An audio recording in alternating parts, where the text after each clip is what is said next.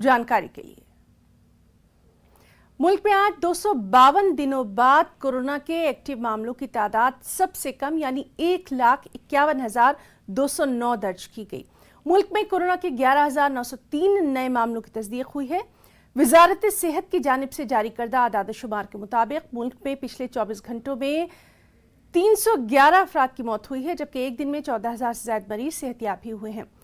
मुल्क में अब तक 3 करोड़ से ज्यादा मरीज कोरोना को मात दे चुके हैं। दूसरी जानिब टीकाकारी मुहिम के तहत 107 करोड़ से ज्यादा अफराद कोरोना की वैक्सीन ले चुके हैं।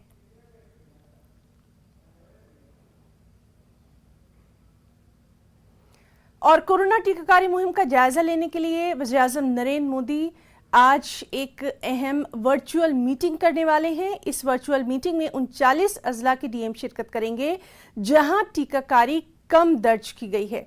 वज़ीर-ए-आज़म उन अजला के डीएम से बातचीत करेंगे। इस मीटिंग में अरुणाचल प्रदेश, मेघालय, नागालैंड, मणिपुर, झारखंड, महाराष्ट्र और दीगर रियासतों के अजला के डीएम्स शिरकत करेंगे। इन रियासतों के वज़ीर आला भी इस अहम मीटिंग में शरीक रहेंगे।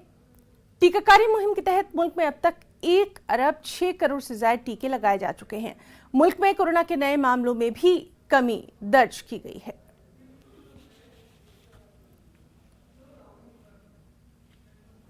इस सब के बीच कोवैक्सीन को आलमी सेहत इदारे यानी WHO से आज मंजूरी मिल सकती है। तकनीकी ग्रुप की मीटिंग में आज इस हवाले से फैसला लिया जा सकता है। ग्रुप कोवैक्सीन के इमरजेंसी इस्तेमाल में जोखिम और फायदे का जायजा ले रहा है। पिछली मीटिंग में उसने भारत बायोटेक से मजीद डेटा फराहम कराने को कहा था।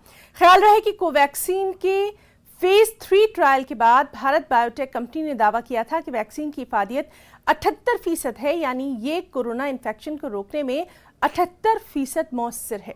अच्छी बात यह है कि जिन लोगों को ये वैक्सीन दी गई है उनमें से किसी ने भी संगीन अलामत जाहिर नहीं की, यानी शदीद अलामत को रोकने में इसकी तासीर 100% है। WHO की मंजूरी मिलने से उन लोगों को फायदा होगा जिन्होंने हिंदुस्तान समेत दुनिया के बहुत से ममालिक में कोवैक्सीन लगाई है। WHO की मंजूरी न होने की वजह से कोवैक्सीन लेने वाले लोग अब तक बैरून मुल्क सफर नहीं कर सकते थे। कोवैक्सीन को अब तक 12 से ज्यादा ममालिक में मंजूर किया जा चुका है।